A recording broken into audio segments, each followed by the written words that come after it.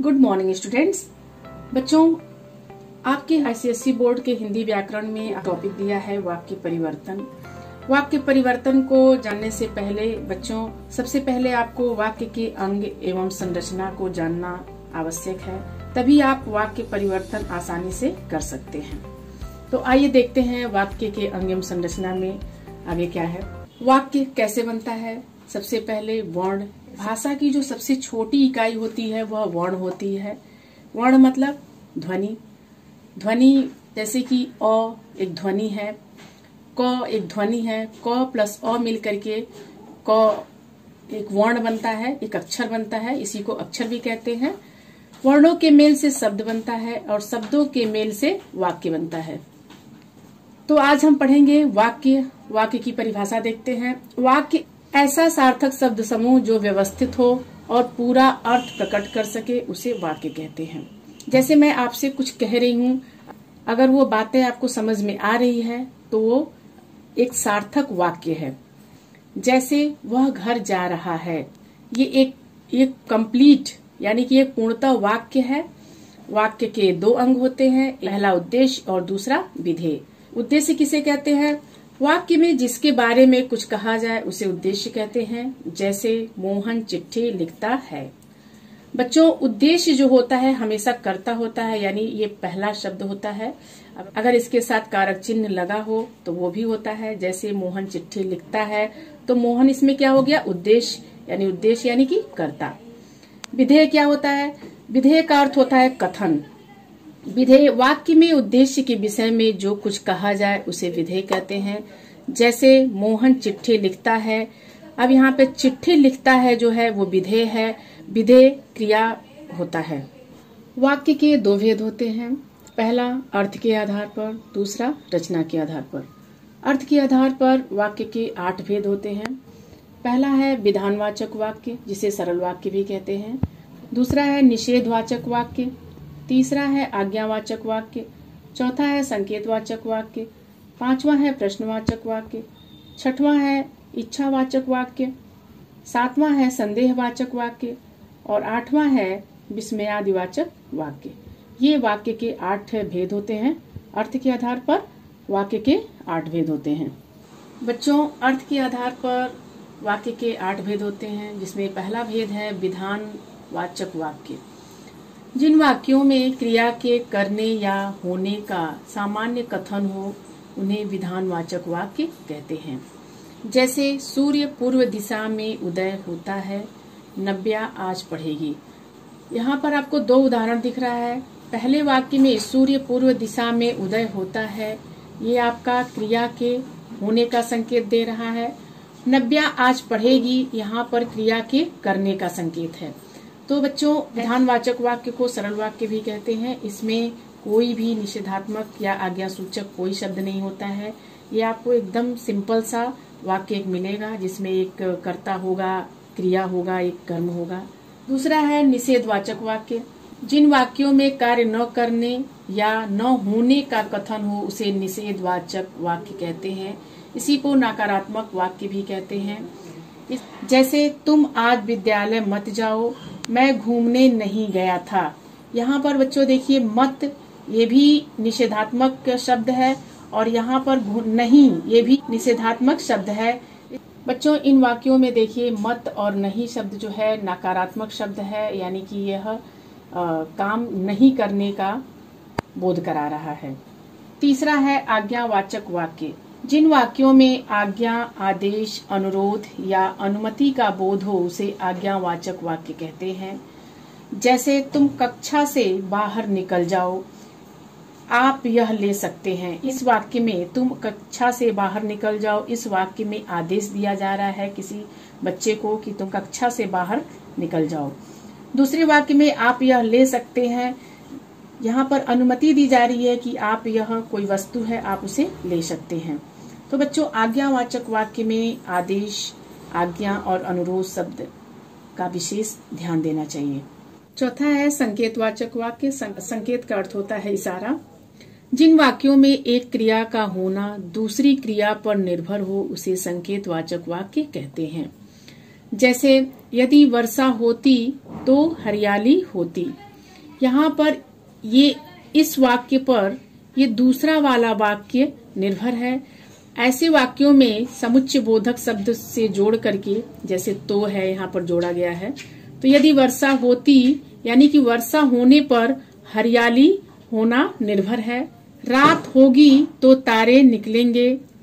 यहाँ पर भी देखिए तो से इन दोनों वाक्यों को जोड़ा गया है। इसमें समुच्चय बोधक शब्दों का प्रयोग होता है। रात होगी यानी कि एक वाक्य दूसरे वाक्य पर यहाँ पर निर्भर है कि रात होगी तो तारे निकलेंगे।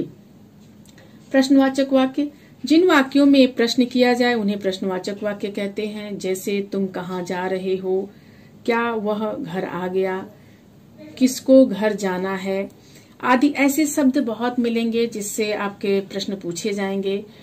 तो प्रश्नवाचक वाक्यों में कहाँ, कब, कितने, कैसे, क्या, किसको आदि ऐसे शब्द लगा करके वाक्य बनाए जाते हैं।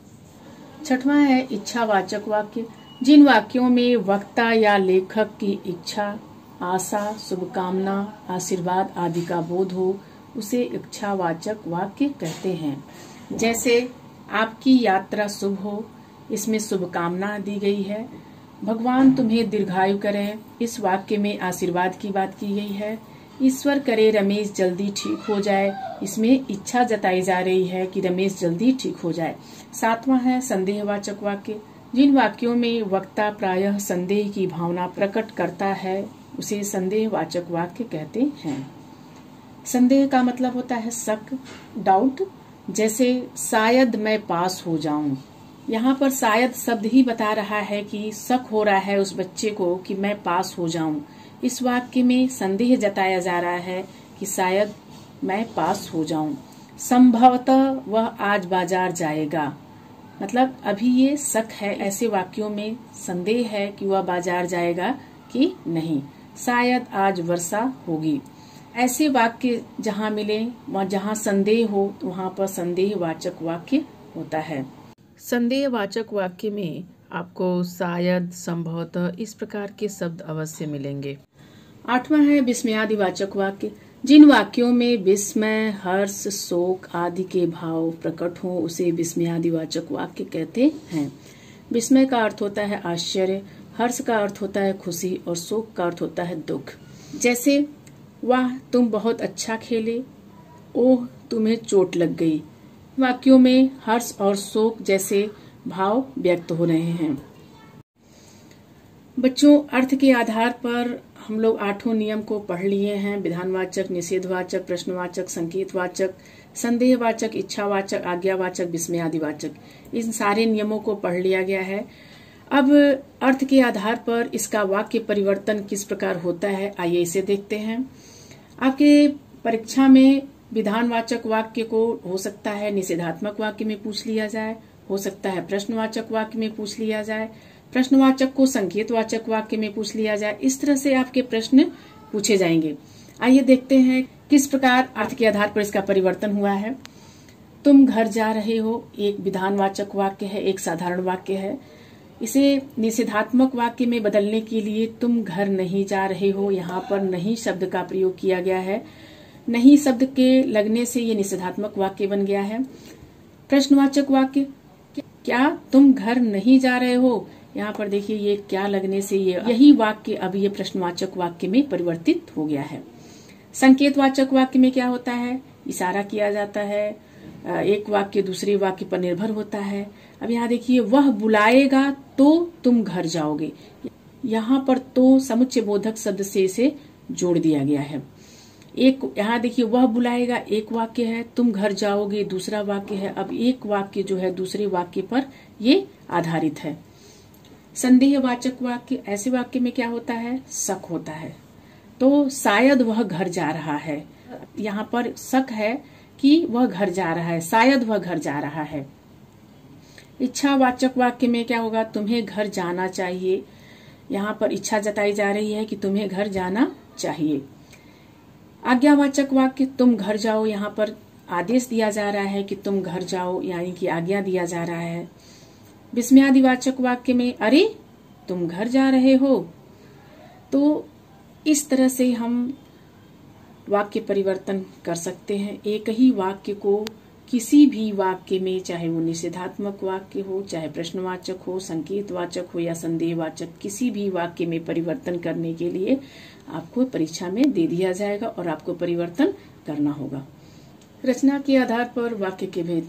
रचना के आधार पर वाक्य के 3 भेद होते हैं। पहला सरल वाक्य, दूसरा संयुक्त वाक्य, तीसरा मिश्रित वाक्य। सरल वाक्य क्या होता है, आइए देखते हैं। जिन वाक्यों में एक उद्देश्य, एक विधेय होता है, उन्हें सरल वाक्य कहते हैं। जैसे लड़के क्रिकेट खेल रहे हैं, यहाँ पर लड़के शब्द उद्देश्य है, उद्देश्य को कर्ता भी कहते हैं। क्रिकेट खेल रहे हैं, ये विधेय हो जाएगा। दिनेश के पिता ने सुरेश को भी हिंदी पढ़ाई। दिनेश के पिता ने तक आपका उद्देश्य हो जाएगा, सुरेश को भी हिंदी पढ़ाई, ये आपका विधेय हो जाएगा।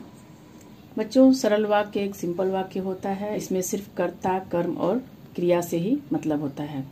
दूसरा है संयुक्त वाक्य। जिस वाक्य में 2 या 2 से अधिक वाक्य खंड स्वतंत्र होते हुए भी किसी योजक से जुड़े होते हैं, उसे संयुक्त वाक्य कहते हैं। संयुक्त का अर्थ होता है मिलना या जोड़ना।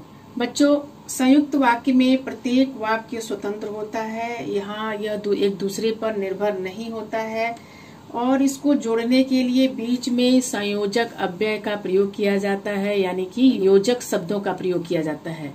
जैसे मैं पढ़ रहा हूँ, यह एक पूरा कंप्लीट वाक्य है और जो है ये योजक शब्द है। तुम खेल रहे हो, आप देखिए ये भी एक पूरा वाक्य है।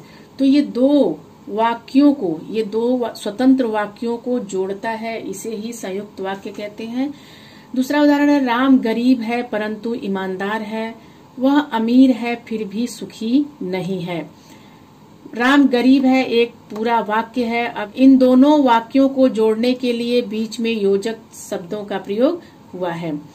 वह अमीर है फिर भी सुखी नहीं है, यहाँ पर भी देखिए फिर भी से 2 वाक्यों को जोड़ा गया है। संयुक्त वाक्य को जोड़ने के लिए और, तथा, या, एवं, परंतु, किंतु, अथवा, इसलिए, फिर भी, पर, अतः, तो, नहीं तो आदि ऐसे शब्दों को योजक शब्द के रूप में जोड़ करके हम संयुक्त वाक्य को बना सकते हैं। तीसरा है मिश्रित वाक्य। जिन वाक्यों में एक प्रधान उपवाक्य तथा दूसरा आश्रित उपवाक्य हो, उन्हें मिश्रित वाक्य कहते हैं। जैसे उसने कहा कि वह बाजार से फल लाएगी। बच्चों, यहाँ देखो, उसने कहा, ये एक स्वतंत्र प्रधान उपवाक्य है, ये उपवाक्य है। यहाँ पर ये जो है योजक शब्द है। वह बाजार से फल लाएगी, यहाँ पर ये आश्रित उपवाक्य है, यानी कि ये एक स्वतंत्र वाक्य है। ये दूसरा वाक्य जो है वह बाजार से फल लाएगी, इस वाक्य पर निर्भर करता है। यदि जल्दी नहीं आओगे तो मैं चला जाऊंगा। जैसे ही कथा समाप्त हुई वैसे ही प्रसाद वितरित किया गया। आप देखिए यहाँ पर एक वाक्य जो है दूसरे वाक्य पर आश्रित है, यानी डिपेंडेंट है। यहाँ पर तो लगा है, यहाँ पर वैसे। तो ऐसे शब्दों से कि, तो, वैसे आदि ऐसे शब्दों को जोड़ करके हम 2, एक प्रधान उपवाक्य और दूसरा आश्रित उपवाक्य को जोड़ करके मिश्र वाक्य का निर्माण करते हैं। मिश्र वाक्य बनाने के लिए आपको कि, तो, क्योंकि, यदि, तो, जैसे, वैसे, अगर, जो, जिसे, जितना, उतना आदि शब्दों को जोड़ करके हम मिश्र वाक्य का निर्माण कर सकते हैं। मिश्र वाक्य के लिए आपको ध्यान देना होगा कि एक वाक्य दूसरे वाक्य पर आश्रित ही होगा। रचना के आधार पर वाक्य परिवर्तन किस प्रकार होता है, आइए उसे देखते हैं। वाक्य परिवर्तन का क्या अर्थ होता है? एक प्रकार के वाक्य को दूसरे प्रकार के वाक्य में बदलना ही वाक्य परिवर्तन कहलाता है। आइए देखते हैं कि एक प्रकार के वाक्य को दूसरे प्रकार के वाक्य में किस प्रकार बदलते हैं। जैसे यहाँ देखिए दिया है, सरल वाक्य से संयुक्त वाक्य बनाना। इन सारे सरल वाक्य, संयुक्त वाक्य और मिश्र वाक्य के आपके सारे नियम बता दिए गए हैं। अब देखिए यहाँ पर सरल वाक्य से संयुक्त वाक्य किस प्रकार बनाते हैं। वह स्कूल जाते ही पढ़ने लग गया, यह एक सरल वाक्य है। इसी वाक्य को संयुक्त वाक्य में जब हम परिवर्तित करेंगे तो वह इस प्रकार होगा, वह स्कूल गया और पढ़ने लग गया। यहाँ पर योजक शब्द से हम इन दोनों वाक्यों को जोड़ देंगे तो ये संयुक्त वाक्य हो जाएगा। मीना बाजार से आकर सो गई, यह एक सरल वाक्य है। जब हम इसको संयुक्त वाक्य में बदलेंगे तो यहाँ पर और लगा देंगे तो हो जाएगा मीना बाजार से आई और सो गई। अब सरल वाक्य को मिश्र वाक्य में किस प्रकार बदलते हैं आइए देखते हैं। मेरे स्टेशन पहुंचते ही गाड़ी आ गई, यह एक सरल वाक्य है। मिश्र वाक्य में इसको परिवर्तित करने के लिए देखेंगे कि जैसे ही मैं स्टेशन पहुंचा वैसे ही गाड़ी आ गई। वैसे ही, यहाँ पर देखिए ये आश्रित उपवाक्य है जो इस वाक्य पर आश्रित है। छुट्टी होने पर हम मैच देखने चलेंगे, यह एक सरल वाक्य है। जब छुट्टी होगी तो हम मैच देखने चलेंगे। यहाँ पर भी देखिए ये एक योजक शब्द है और ये एक वाक्य दूसरे वाक्य पर आश्रित है। संयुक्त वाक्य से मिश्र वाक्य किस प्रकार बनाया जाता है आइए देखते हैं। मीरा पढ़ती है और मोहन सोता है। यहाँ पर देखिए ये योजक शब्द है जिससे दो स्वतंत्र वाक्यों को जोड़ दिया गया, यह एक संयुक्त वाक्य है। मिश्र वाक्य में हो जाएगा जब मीरा पढ़ती है तो मोहन सोता है। अब देखिए यहाँ पर भी ये योजक शब्द है लेकिन यहाँ पर एक वाक्य को पूरा करने के लिए दूसरा वाक्य जो है इस पर आश्रित है। वह बाजार गया तथा उसने पुस्तकें खरीदी। यहाँ पर देखिए तथा दिया है, यह एक योजक शब्द है। यह वह बाजार गया एक स्वतंत्र शब्द है, उसने पुस्तकें खरीदी ये भी स्वतंत्र शब्द है। इन दोनों वाक्यों को ये योजक शब्दों द्वारा जोड़ करके ये संयुक्त वाक्य बनाया गया है। वह बाजार गया क्योंकि उसे पुस्तकें खरीदनी थी।